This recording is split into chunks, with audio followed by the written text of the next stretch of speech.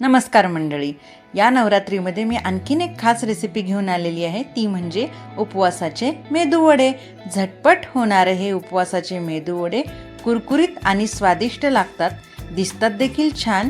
तर हे वडे तुकडा मोडून बघितल्यानंतर देखील बघा आतमधून छान स्पॉन्जी झालेले आहेत. उपवासाच्या चटणीबरोबर आणि मिरचीबरोबर तुम्ही ह्याला सर्व करू शकता. मग वाट कशाची बघताय? या नवरात्रीमध्ये ही रेसिपी नक्कीच ट्राय करा.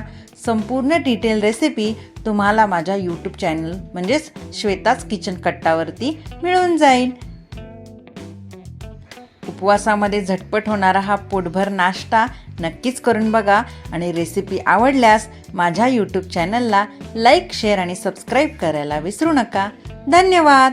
Enjoy the recipe.